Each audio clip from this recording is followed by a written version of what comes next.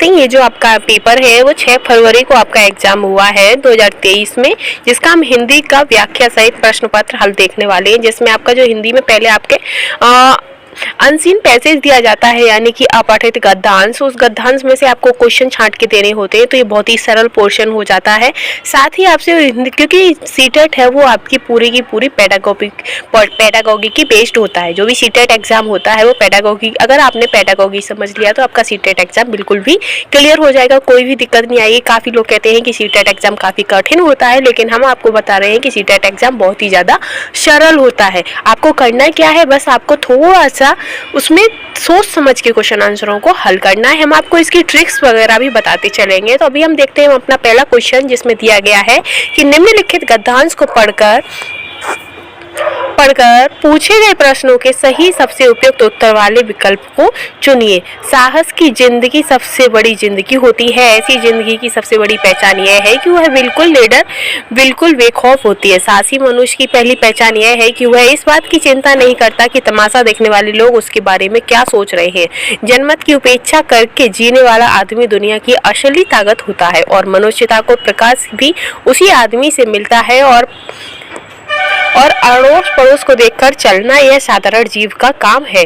क्रांति करने वाले लोग अपने उद्देश्य की तुलना ना तो पड़ोसी के उद्देश्य से करते हैं, ना ही अपनी चाल को ही पड़ोसी की चाल देखकर मध्यम बनाते हैं। साहसी मनुष्य उन सपनों में भी रस लेता है जिन सपनों का कोई व्यवहारिक अर्थ नहीं होता है। तो अब इससे संबंधित ही आपसे क्वेश्चन भी पूछे जाएंगे, जिसमें हमारा पहला क्वेश्चन है कि किस प्रकार की जिंदगी सबसे बड़ी जिंदगी कही गई है। तो कैसी जिंदगी सबसे बड़ी कही गई है, तो साहस की जिंदगी। ठीक है, उपयुक्त गद्यांश के अनुसार जो साहस की जिंदगी है वो सबसे बड़ी जिंदगी कही गई है। ऐसी जिंदगी की पहचान यह है कि वह बिल्कुल निडर और बेखौफ होती है। ठीक है, नेक्स्ट क्वेश्चन पर हम चलेंगे कि साहसी मनुष्य की पहली पहचान यह है कि वह, यानी कि जो साहसी मनुष्य होता है उसकी पहली पहचान क्या होती है। तो हमने पैराग्राफ में देखा था कि वो दूर नहीं सोचता कि सामने वाला उसके बारे में क्या सोच रहा होगा। यही साहसी मनुष्य की एक पहली पहचान होती है कि लोगों की सोच की परवाह नहीं करता है, और उसको जो सही लगता है, जो सही मानने में सही होता है, वो वही करता है। फिर चाहे सामने वाला उसके बारे में कुछ भी कहे, उसे कोई फर्क नहीं पड़ता है। नेक्स्ट क्वेश्चन है कि दुनिया की असली ताकत किस प्रकार के लोग होते हैं। जो दुनिया की असली ताकत है वो किस प्रकार के लोग होते हैं, तो जो सब लोगों की सलाह मानते हैं, मनुष्यता को महत्व देते हैं, पड़ोसी की बात सिर झुका के मांगते हैं, या फिर जनमत की उपेक्षा करके जीने वाले, यानी कि जो अपनी शर्तों पर जीते हैं व्यक्ति, वो ही दुनिया की असली ताकत होते हैं। जनपद की उपेक्षा करने वाले और जीने वाले जो होते हैं वही उस असली ताकत होती है। अगर खुद सोचिए, जब अगर ब्रिटिश साम्राज्य जब चल रहा था, अगर उस टाइम पे अगर जो भारतीय क्रांतिकारी थे, अगर वो क्रांति नहीं लाते, अगर वो भी वैसी पर देखते रहते कि हमें ये हो जाएगा, सामने वाला क्या कहेगा, हमारे साथ ये हो जाएगा, हमारे परिवार के साथ ये हो जाएगा, तो क्या हमारे देश में स्वतंत्रता आती? तो नहीं आती। तो यही सब क्योंकि उन्हें डर नहीं था किसी भी चीज़ का। वो नहीं, जब उन्हें कोई मतलब नहीं था कि सामने वाला कौन क्या सोचता है, उन्हें बस अपना एक उन्होंने सिद्धांत ठान लिया था, उन्हें वही करना है। तो आज हम लोग सब स्वतंत्र बैठे हैं, तो क्यों? क्योंकि वो जनपद की उपेक्षा करके जीने वाले व्यक्ति थे, उनकी ही बदौलत आज हम लोग यहाँ पर है। तो ये कैसे होते हैं, तो असली ताकत कैसी होती है, जनपद की उपेक्षा करने वाले, यानी कि जीने वाले। ठीक है, आगे है आपका नेक्स्ट क्वेश्चन आएगा इसमें। नेक्स्ट है कि साहस मनुष्य किस प्रकार के सपनों में भी रस लेता है। जो साहस व्यक्ति होता है, साहसी मनुष्य होता है, वो किस प्रकार के सपनों में रस लेता है, तो जिन सपनों का कोई व्यवहारिक अर्थ नहीं होता है वह उनमें भी रस लेता है। ठीक है, आगे हम चलेंगे नेक्स्ट पर कि आड़ पड़ोस को देखकर चलना यह काम है। जो आस पड़ोस को देखकर चलते हैं कि सामने वाला क्या कहेगा, अरे ये कहीं हमें गलत ना समझ ले, जो दूसरों की अनुसार चलते हुए क्या कहते हैं, तो वो साधारण जीव होते हैं। कैसे होते हैं? साधारण जीव होते हैं जो दूसरों के हिसाब से चलते हैं। लेकिन जो क्रांति करने वाले जो लोग होते हैं वो साहसी होते हैं। ठीक है, आगे हम चलेंगे नेक्स्ट क्वेश्चन पर। नेक्स्ट है आपका कि निडर शब्द का समानार्थी अर्थ बताइए। तो निडर का समानार्थी क्या होगा, तो निडर का हो जाएगा आपका साहसी। निडर यानी कि जैसे किसी का डर नहीं है, यानी कि साहस। ठीक है, और बाकी के इसके अपोजिट है। आगे हम चलते हैं कि ताकत का विलोम क्या होगा। ताकत होना या फिर निर्बल होना, ताकत ठीक और निर्बलता। ठीक है, ये इसका हो गया अपोजिट। आगे हम चलते हैं। अधिकार का अनाधिकार, शक्ति का छीनता, क्षमता का अक्षमता। बेखौफ का अर्थ क्या होता है, जैसे किसी का भी डर ना हो, यानी कि जो निर्भीक हो वो आपका बेखौफ होता है। आगे है भीत का हुआ हो जाता है डरा हुआ, संकित का होता है शंका युक्त, डरपोक का होता है कायर। आगे है कि शुद्ध रूप छाटिए। शुद्ध रूप हमें छांटना है तो इसमें ये दिए गए हैं, तो आप इसे अगर वो उसमें पैराग्राफ में भी देखेंगे तो उससे भी आपको क्लियर हो जाएगा। जो मध्य में ये आपका शुद्ध रूप है, बाकी का आपका गलत है। अब नेक्स्ट आपका पैराग्राफ आ जाता है एक पोइट्री टाइप में, पद्यांश जिसे हम बोलते हैं वो गद्यांश हो गया, और ये आपका काव्यांश यानी कि जो पद होते हैं वही काव्य, उससे संबंधित भी आपके 5 क्वेश्चन आपसे पूछे जाते हैं।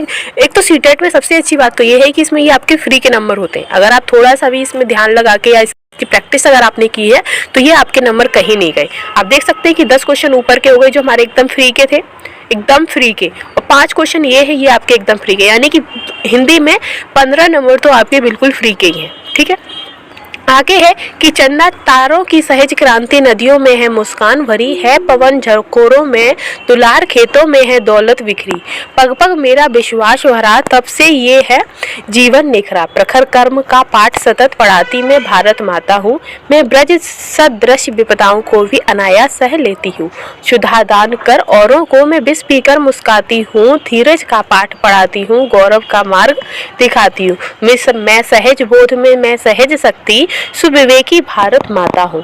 तब इसमें अब आपसे पूछा गया है कि यहाँ की नदियों और हवाओं में क्या है, तो यहाँ की जो नदियाँ हैं हवा है उनमें क्या है, इनमें मुस्कान और दुलार है। क्या है, मुस्कान और दुलार। हम ऊपर आपको देख के बता देते हैं। आप देख सकते हैं कि नदियों में क्या है, क्वेश्चन आपसे क्या पूछा कि नदियों में क्या है, तो इसका आंसर क्या होगा, मुस्कान, नदियाँ, नदियों में मुस्कान भरी और पवन झरोखों में दुलार, पवन में क्या है, दुलार है। तो आपका आंसर ये इसी में ही मिल गया, तभी तो कहा है कि ये फ्री के आंसर होते हैं आपके। फिर है कि खेतों में बेदौलत बिखरी होने का क्या तात्पर्य, इसका भी आंसर आपको पैराग्राफ में ही मिल जाएगा। खेतों में जो दौलत बिखरी है, तो खेतों में क्या होती है, फसल होती है, तो फसल बिखरी है यानी कि लहरा रही है, तो इसका आंसर क्या हो गया, 1 हो गया। ठीक है, हम इसको आपको पैराग्राफ में भी दिखा देते हैं, इसी में मिल जाएगा। देखिएगा, खेतों में दौलत बिखरी, ठीक है, फसल, तो ये इसी से हम आपको कह देते हैं, इसीलिए हमने कहा है कि जो ये सीटेट के जो ये काव्यांश और पद्यांश वाला जो पोर्शन होता है ये फ्री के नंबर होते हैं आपके। फिर आपका जो पेडागॉजी बचता है उसमें आप थोड़ी सी समझ दिखाएंगे तो वो भी आपका क्लियर हो जाएगा।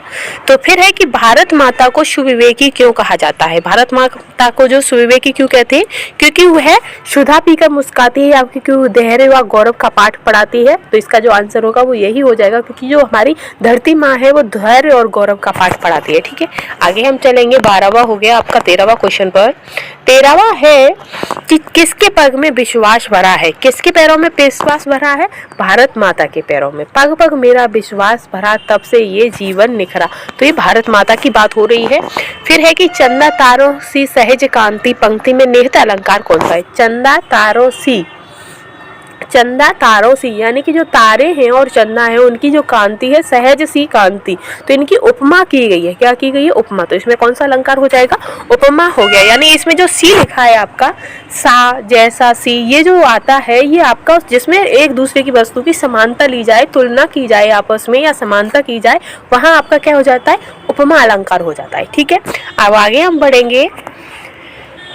नेक्स्ट है कि प्रखर का अर्थ क्या है, प्रखर, प्रखर का अर्थ क्या है, प्रचंड, कुशाग्र, सहनशील, तीक्ष्ण, तो जो सहनशील है वो आपका प्रखर में आ जाता है, ये इसका अर्थ नहीं है। बाकी का जो आपका प्रचंड है, कुशाग्र है, तीक्ष्ण है, ये सभी आपके इसके समानार्थी हो जाती है। ठीक है, आगे है बोली और लहजे में के बारे में कौन सा कथन सही है, बोली और लहजा। वैसे तो आप इसी से समझ रहे होंगे ये क्वेश्चन में पूछा क्या गया है। हम ऑप्शन भी देख लेते हैं कि बोली वास्तविक भाषा से संबंध रखती है, जबकि लहजा भाषा कैसे बोली जा रही है उस तरीके से संबंधित है, ये भी आपका सही है। लहजा वास्तविक भाषा से संबंधित है, जबकि बोली भाषा बोलने के तरीके से। लहजा एक ही भाषा के विविध रूप है जिनके व्याकरण, बोली किसी व्यक्ति के विशेष के। तो आप इसमें देख सकते हैं कि आपको कौन सा ऑप्शन करेक्ट लग रहा है, तो मेरे अकॉर्डिंग आपको भी ऑप्शन ए है वो आपको सही लगा होगा, क्योंकि जो बोली है वो भाषा से संबंध रखती है, क्योंकि हर जगह की बोलियां अलग अलग होती हैं, लेकिन हम उस बोली को, उस भाषा को किस लहजे में यूज कर रहे हैं वो एक तरीका हो जाता है हमारे बात करने का लहजा। आपने सुना भी होगा कि इसका लहजा सही नहीं है, इसको बात करने की तमीज नहीं है, तो ये जो लहजा होता है वो आपका उसमें आ जाता है नेचर में। ठीक है, तो ये आपका आंसर इसका करेक्ट हो जाएगा। ठीक, आगे हम चलेंगे नेक्स्ट पर। नेक्स्ट है कि निपुण भारत मिशन का उद्देश्य एक ऐसे लक्ष्य के रूप में सुनिश्चित किया गया है जिसे वर्ष 2026-27 तक पूरा करना है।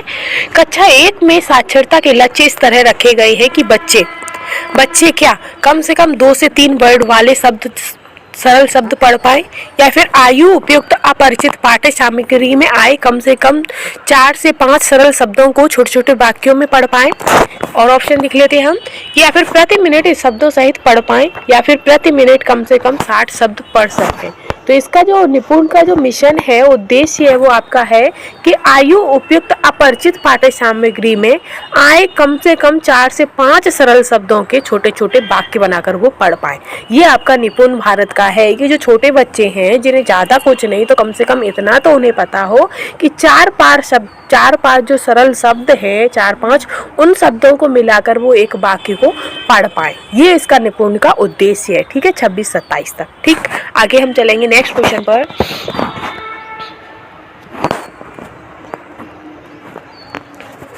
नेक्स्ट है कि कक्षा 3 की अध्यापिका को अपने विद्यार्थियों के श्रवण कौशल का आकलन करना है। उसे इसके लिए किस गतिविधि का चाहिए, यानी कि जो कक्षा 3 है उसमें की जो टीचर है, उसे अपनी चाहिए कि जो उसके विद्यार्थी हैं उनका श्रवण कौशल बढ़ाना, यानी कि जो सुनने की शक्ति है उसकी गतिविधि करानी है। तो उसे उसका आकलन बढ़ाना है, श्रवण कौशल बढ़ाना है, तो उसको किस प्रकार की गतिविधि करनी चाहिए। पढ़ी गई सामग्री से शब्दों का अर्थ बताने के लिए कहना, या सुनाई गई कहानी पर चित्र बनाने को कहना, या फिर विद्यार्थियों को 4-5 वाक्यों में स्वयं का परिचय देने के लिए कहना, या फिर दिखाए गए चित्र का 3 वाक्यों में वर्णन करने के लिए कहना। तो क्या करना है, तो हमें उनसे कहना है कि जो आपने सुनाई गई कहानी पर चित्र बनाने के लिए कहना, यानी कि जो कहानी उन्होंने सुनी है उससे संबंधित वो चित्र हमें बना के दिखाए, तो उनकी श्रवण कौशल का आकलन भी हो जाएगा कि उन्होंने सही सुना है या नहीं सुना है, और उनकी गतिविधि भी हो जाएगी, जिससे वो कहते हैं ना कि बच्चे करके सीखते हैं। हमको जो सीटेट है उसमें सबसे ज़्यादा इम्पोर्टेंट है बच्चों को केंद्र में रखना है, और उन्हें बताना है कि बच्चे ही सब कुछ हैं, बच्चों को केंद्र में रखकर ही हमें पढ़ाई करानी है, और उन्हें ऐसी गतिविधि करानी है जिससे उनके सभी कौशल जो है वो उनका समस्त विकास हो सके। ठीक है, आगे हम चलते हैं नेक्स्ट पर। एक बालिका अपनी पसंद की कहानी की पुस्तक पढ़ रही है, इस प्रकार के पठन को क्या कहेंगे। जो एक बालिका है वो अपनी पसंद की कहानी पढ़ रही है, ठीक है, तो जो वो कार्य कर रही है उस प्रकार के पठन को क्या कहेंगे। बारीकी से पढ़ना, गहन पढ़ना, विस्तृत पढ़ना, सरसरी तौर पर पढ़ना। तो वो विस्तृत तौर पर पढ़ रही है, कैसी, जो वो उसकी पसंदीदा कहानी होगी। आप खुद सोचिए, जो अगर आपको कोई चीज़ पसंदीदा हो या फिर आपको जो मूवी है वो आपकी फेवरेट मूवी है, तो आप उसका एक भी पार्ट कैंसिल नहीं करोगे, सारे पार्ट उसके देखोगे। और यदि आपको जैसे गाना किसी को बहुत पसंद होता है, अगर आपको गाना पसंद है तो आप गाना को पूरे बहुत ही ध्यान से सुनोगे, फिर उसे गुनगुनाओगे। क्यों? क्योंकि वो आपको पसंद है। वैसे ही किसी को नोवेल पढ़ने का बहुत शौक होता है, तो नोवेल में आप क्या करते हो, कोई भी पॉइंट छोड़ोगे नहीं, उसे पूरा गहन तरीके से पढ़ते चले जाओगे, उसे विस्तृत पढ़ोगे पूरा विस्तार से। तो जब एक बालिका अपनी पसंद की कहानी की पुस्तक पढ़ रही है तो उसे विस्तृत कर पढ़ेगी। ठीक है, आगे हम चलेंगे। नेक्स्ट है कि कक्षा 4 की अध्यापिका प्रक्रिया आधारित लेखन उपागम का प्रयोग कर रही है। लेखन पूर्व गतिविधि के दौरान वह किस युक्ति का अनुसरण कर रही है। तो वह किस युक्ति का अनुसरण कर रही है, तो वह मानस मंथन कर रही है, ब्रेन स्ट्रोमिंग। क्या, वो दिमाग में ही सोच रही है पूर्व गतिविधियों को कि हाँ ये कैसे हुआ था, क्या किया था इसके दौरान। तो वो क्या कर रही है, मंथन कर रही है अपने माइंड में। ठीक है, आगे हम चलेंगे।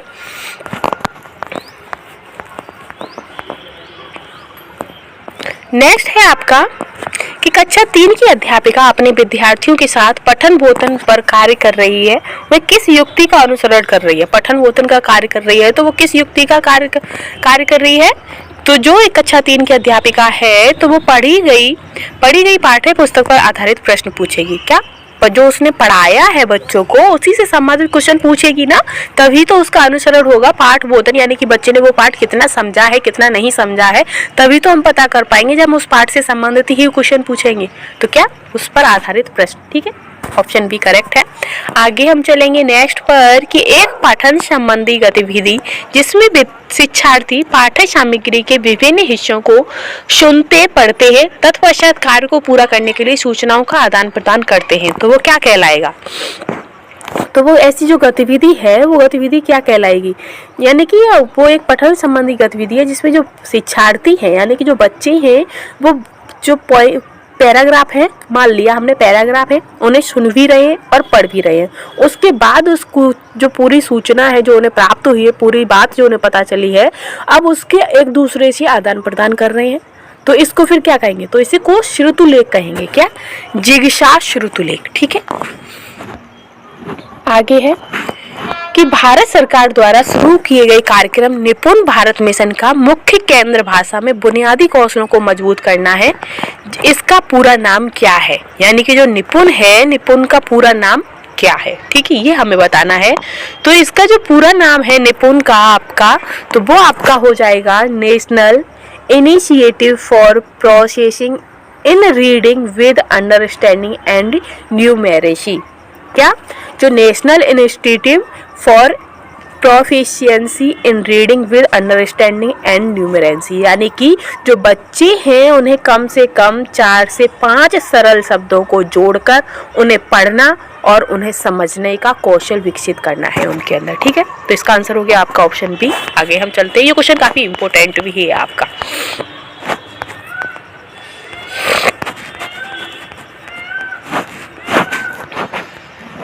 सॉरी गाइस, ये थोड़ा सा ऊपर हो गया है, हम चलते नीचे। कि एक शिक्षार्थी ने अध्यापक द्वारा दी गई भाषा कार्य को अपने सहपाठी या वयस्क की मदद से पूरा करना है। वह इस कार्य को बिना मदद के किस सीमा तक कर सकती है और कितना अपने वयस्क या अधिक सक्षम सहपाठी की मदद से करती है? इन दोनों के बीच की संभाव्यता अंतराल को क्या कहा जाता है? यानी कि जोन ऑफ प्रॉक्सिमिटी। तो निकट विकास का क्षेत्र, क्या कहते हैं इसे? निकट विकास का क्षेत्र। ठीक है, जेडपीडी जो आपने सुना होगा बाल विकास में, हम इसको भी आपको विस्तार से, जब हम बाल विकास आपको थ्योरी वाला पोर्शन जब कराएंगे तो हम इसको भी आपको पूरे विस्तृत तरीके से समझाएंगे कि जब कोई भी ज्ञान होता है, जैसे टीचर ने कोई कार्य दिया बच्चे को, ठीक है, कोई कार्य दिया, अब उस कार्य को थोड़ा तो वो जानता है, जो बच्चा है थोड़ा सा तो उसे जानता है, ठीक है। अब वो अपने से जो बड़े हैं, जो उस चीज़ के बारे में ज़्यादा जान से, वो जब उसे थोड़ी हल्की हल्की जब उसे हेल्प करते हैं तो वो आपका निकटस्थ विकास का क्षेत्र हो जाता है। यानी कि जो बच्चा है, आपने देखा होगा अपनी छोटी छोटी क्लासों में कि जब बच्चे को हम जैसे कहते हैं कि हमें टेबल सुनाओ, ठीक है, तो उसे टेबल जो होती है वो काफ़ी अलग अलग तरीके से याद होती है। जब उसे अलग अलग तरीके से याद होती है, तब जब हम उसे सुनते हैं तो बच्चा बीच बीच में भूल जाता है। तो हम क्या करते हैं, थोड़ी सी उसे हिंट देते जाते हैं और थोड़ी थोड़ी हिंट में ही वो पूरी टेबल हमें सुना देता है। तो जो हम उसे जो थोड़ी सी हिंट देते हैं ना, यानी कि हम उसे उस ज्ञान के पास तक लेके जाते हैं, उसके ज्ञान के समीप कर देते हैं, तो वही आपका निकटस्थ विकास का क्षेत्र हो जाता है। ठीक है, आगे हम चलेंगे। मुद्रित समृद्ध परिवेश का सृजन भाषा अधिगम में मदद करता है। कक्षा में इस प्रकार का परिवेश सृजित करने के लिए अध्यापक को क्या करना चाहिए? मुद्रित समृद्ध परिवेश का जो सृजन भाषा अधिगम में मदद करता है, तो कक्षा में इस प्रकार का परिवेश सृजित करने के लिए अध्यापक को क्या करना चाहिए? तो अध्यापक को क्या करना चाहिए? विद्यार्थियों को पुस्तकें व अन्य पाठ्य सामग्री पढ़ने के लिए अवसर देने चाहिए, या विद्यार्थियों को मुद्रित हस्तलेखन सीखने में मदद करनी चाहिए, या विद्यार्थियों को हस्त मुद्रण सीखने में मदद करनी चाहिए, या फिर अपरिचित मुद्रित पाठ्य सामग्री के लिए नए शब्द सीखने के लिए कहना चाहिए। तो आप खुद बताइए। जो हमारा सीटेट है वो सबसे ज्यादा जोर किस पे देता है? बच्चों को सक्रिय करके, जो भी ज्ञान है बच्चों से करवाना है, करके सीखने पर ही हमारा सीटेट है पूरा बेस्ड है। तो इसमें कौन से ऑप्शन में? तो हमारा जो ऑप्शन ए है उसमें करके सीखने पर बल दिया गया है, तो ऑप्शन ए ही आपका करेक्ट हो जाएगा। ठीक है, आगे हम चलेंगे कि निम्नलिखित में से कौन सा क्रम प्रथम भाषा अर्जन के चरणों का सही क्रम है? तो कौन सा चरण है इसमें? बलबलाना, 2 शब्दी वाक्य चरण, 1 शब्दी वाक्य चरण, संक्षिप्त वाक्य। बलबलाना, तो इसका जो ऑप्शन सही होगा आपका पहला हो जाएगा। आपने देखे होंगे जो बच्चे छोटे छोटे होते हैं, आप मान के चलो ऐसे 4-5 महीने के जो बच्चे होते हैं, वो बोलना तो नहीं स्टार्ट करते, लेकिन वो कुछ ना कुछ बोलने की कोशिश करते हैं, तो उसे हम क्या कहते हैं? उसे हम बलबलाना कह देते हैं। ठीक, फिर वो धीमे धीमे एक शब्द बोलने लगते हैं, जैसे पा माँ, तो पा पा, यानी कि ये आपका हो गया पहला। दूसरा 2 शब्दी वाक्य चरण, फिर 2 शब्द बोलने लगते हैं, पापा आजा, तो इस तरीके से हो गए 2। फिर संक्षिप्त वाक्य चरण, तो इसका आंसर क्या हो जाएगा? ऑप्शन बी इसका करेक्ट आंसर हो जाएगा। ठीक है, आगे हम चलेंगे।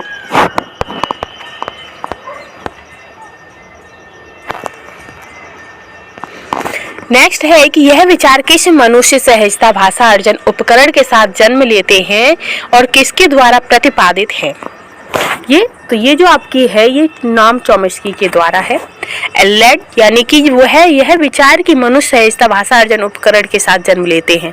जो ये चॉम्स्की हैं वो कह रहे हैं कि जो मनुष्य है, जो भाषा बोलने की जो उसकी कौशल है, भाषा बोलने का जो उसका ज्ञान है, वो उसके साथ ही पैदा होते हैं, उन्हें सिखाया नहीं जाता। ये चॉम्स्की ने कहा है।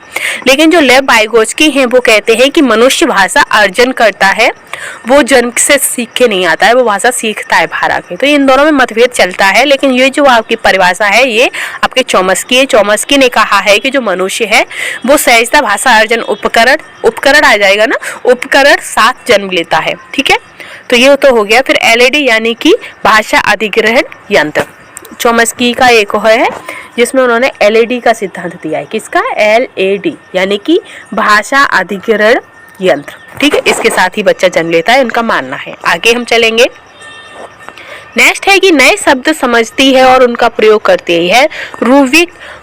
रूब्रिक किसका आकलन करेगा? यानी कि जो नए शब्द है उन्हें समझ भी रही है और उनका प्रयोग भी कर रही है, तो ये उसके शब्द भंडार को बढ़ रहा है। क्या? जो नए नए शब्दों को समझ रही है और उनका प्रयोग भी कर रही है, तो वो उसका शब्द भंडार बढ़ रहा है। ठीक है, ये भी हो गया आपका। नेक्स्ट क्वेश्चन पर हम चलेंगे कि निम्नलिखित में से कौन सी गतिविधि बच्चों के वाचन कौशल के आकलन हेतु प्रयुक्त नहीं की जानी चाहिए? कौन सी गतिविधि? तो जो पढ़े गए पाठ से शब्दों के अर्थ बताओ, पढ़े गए पाठ से शब्दों के अर्थ बताओ को प्रयुक्त गतिविधि नहीं करनी चाहिए। बाकी के आपके सारे ऑप्शन सही है, इसमें हमसे नहीं पूछा है तो यही हमें नहीं करना। उन्हें रट्टा वट्टा जो है वो नहीं उन्हें करवाना है। अब हम नेक्स्ट क्वेश्चन पर चलेंगे, हम अपने हिंदी के लास्ट एंड आखिरी क्वेश्चन पर कि वह कौन सा भाषा विकार है जिसमें व्यक्ति उचित तरीके से उचित क्रम नहीं रख पाता है, यह भाषा बोलने और समझने के तरीके को प्रभावित करता है। यानी कि अगर भाषा से संबंधित आपका कोई भी क्वेश्चन आपसे पूछता है एग्जामिनर, तो वो डिस्फेजिया हो जाता है। क्या हो जाता है? डिस्फेजिया, जिसमें बच्चा साव को सौ पढ़ेगा, मतलब ये अपोजिट हो जाता है, वो सही से पढ़ नहीं पाता है, मिस प्रिंटिंग होता है, तो ये भाषा संबंधित विकार हो गया। ठीक है, डिसकैलकुलिया ये आपका गणित संबंधी हो जाएगा। ठीक है, तो ये हमारा लास्ट क्वेश्चन हो गया फ्रेंड्स। तो अगर सीटेट का जो मैंने आपको हिंदी का पोर्शन कराया है ये आपको पसंद आता है, मेरे द्वारा समझाया हुआ अगर आपको कंटेंट पसंद आता है तो प्लीज़ हमें सपोर्ट एंड सब्सक्राइब जरूर करिएगा। Thanks for watching.